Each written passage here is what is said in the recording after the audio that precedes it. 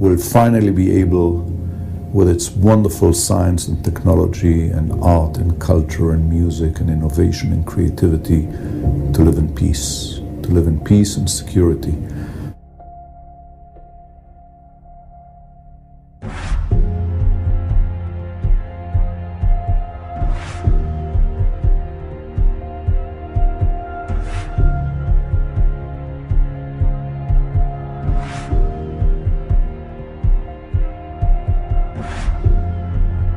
The people of Israel and the Palestinians are living side by side in peace and security. Living side by side in peace and security. To fashion a peace that will ensure Israel's security. In which both the Israeli people and the Palestinian people can live in peace and security. Two states for two peoples living side by side in peace and security. They can live side by side in peace and security. Peace and security. That's how we will find new pathways to peace and security. Peace and security. Peace and security. Peace and security. Peace and security. Peace and security. Peace and security. Two states living side by side in peace and security. For greater peace and security for the entire region. So today, I state clearly and with conviction America's commitment to seek the peace and security of a world without nuclear weapons.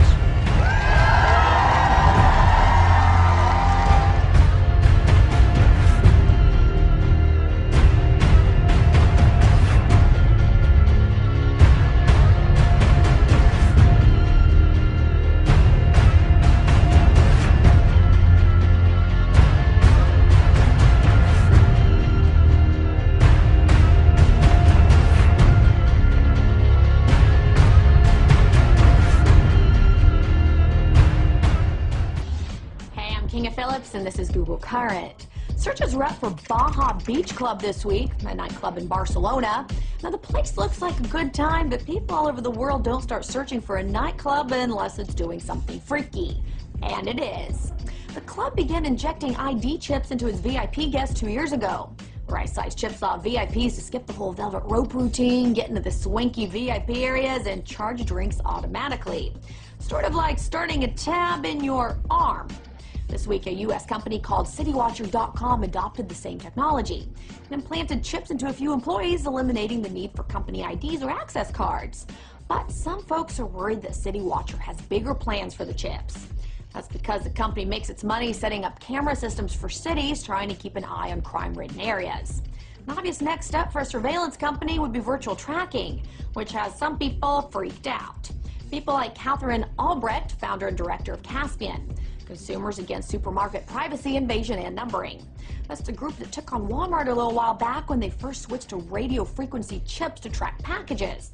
Albrecht published the book Spy Chips, started a website of the same name, and even put out this eye-catching t-shirt. Needless to say, she's not too stoked on the possibility of our government or other private agencies spying on us through our consumer products or chips embedded in our skin. Oh, and FYI, the website says that if you're trying to disable an RFID chip, a microwave will work, but it's not recommended because it can start a fire. And also, don't try to drown the chip. Water doesn't work, and neither do magnets. Of course, the companies manufacturing the chips, like the VeriChip Corporation, maintain that their goal is to improve our lives. VeriChip's website focuses on health concerns and safety that shows how their products prevent Alzheimer's patients from wandering off or babies being delivered to the wrong mothers. But I guess in the end, what really counts, though, is if the thing can get me in with the VIP crowd at the hot Spanish disco. Then I'm all for it. Just put those drinks on my arm. Keep searching. Google Current. We'll be back in 30. More now of our special coverage here tonight, life in the U.S. in 10 years' time. By that time, there may be all kinds of new ways to safeguard and identify all those things that make each of us unique, our faces, even our fingerprints, even our eyes. Here now with more on the future of technology, NBC's Tom Costello. The year is 2017. You're rushed to a hospital unconscious with no ID or medical history, but thanks to a microchip under your skin, it's all there. Science fiction 20 years ago, but a biometric reality today. The technology is based on answering one simple question: am I who I say I am? Already, fingerprints and iris scans verify passenger identities at airports. Within 10 years, that technology may be even more widespread. And look for more complex facial recognition programs that scan a crowd of thousands looking for a single terrorist. Today's facial recognition software starts with the eyes. Then it maps out the contours of the face and compares that against a database of millions, a database that's growing by the day. What's next? At the University of Bath in England, researchers predict big changes for consumers. I think it is possible to free us completely of our wallets and keys using biometric technology, if that's what people want in 10 years' time. In fact, it's already here. The latest home security locks use fingerprints to control deadbolts. And at the Jewel Osco grocery store in Chicago, some customers pay using their fingerprints. No paper or plastic. You don't really need anything other than your hand, and you already got that with you. So will future department stores scan our irises, like in the movie Minority Report, then offer products catered to who we are? Hello, Mr. Yakamoto. Welcome back to the Gap. Experts say that technology is here now. The challenge is to safeguard our privacy in a brave new world. Tom Costello, NBC News, Alexandria, Virginia. I've seen the pieces of this on the internet, and it is getting millions of hits as well. However, I saw a story in the newspaper. It is about a company that I've been talking about for years. They have fantastic technology if you're an Alzheimer's patient. It is a company that used to be part of Digital Angel. This is kind of a spooky company, but they're only doing it now with animals. The former partner of Digital Angel is called Verichip. They make little chips that are injected underneath your skin. Digital Angel has the RFID chip that is injected. The Verichip part of it, if you will, keeps track of all of your medical information. It's a wonderful idea with Grandpa with Alzheimer. They go to the hospital, they can scan him. If you happen to have, there it is. There's the little chip. It is injectable. When I talked to the head of the company, and we also talked to some of the other people involved in the company, they tried to make me feel better to say, well, there's no RFID, you can't track this chip. This one just has a 16-digit number on it. As I said, I'm a praying man. That made me a little uncomfortable. We talked to them, and we've done our homework on this. It's great technology. If we're looking for Alzheimer's or somebody who just happens to get hit by a car, we don't know who they are. Very, very bad if, let's say, Hitler has this technology.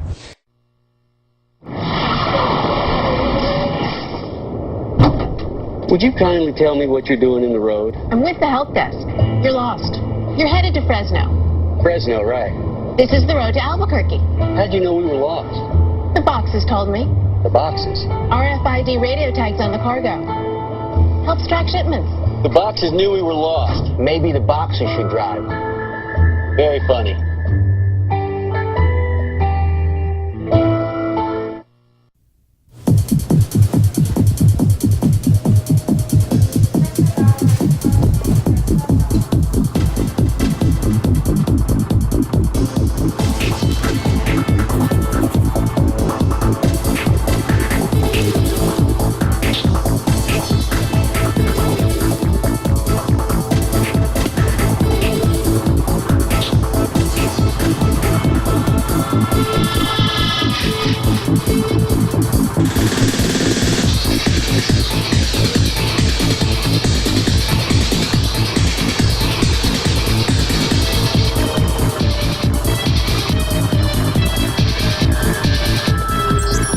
Excuse me, sir.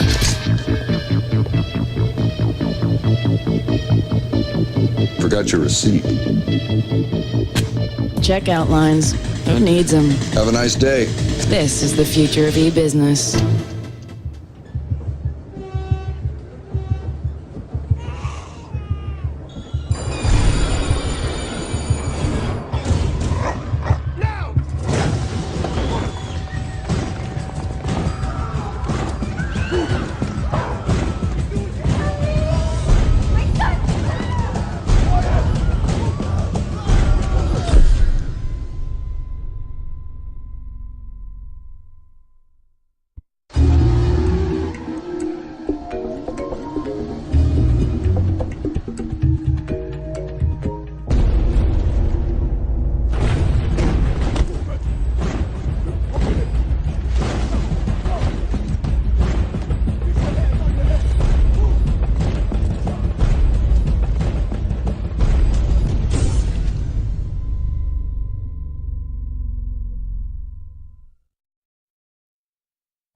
Can brain scans be used to determine whether a person is inclined toward criminality or violent behavior? You will rule on that. Can a microscopic tag be implanted in a person's body to track his every movement? There's actual discussion about that. You will rule on that. Mark my words. Mark my words before your tenure is over.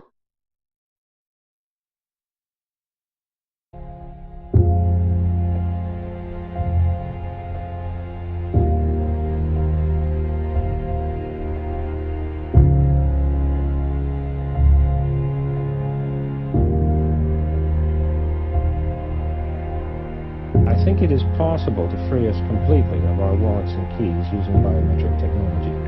You don't really need anything other than your hand, and you already got that with you.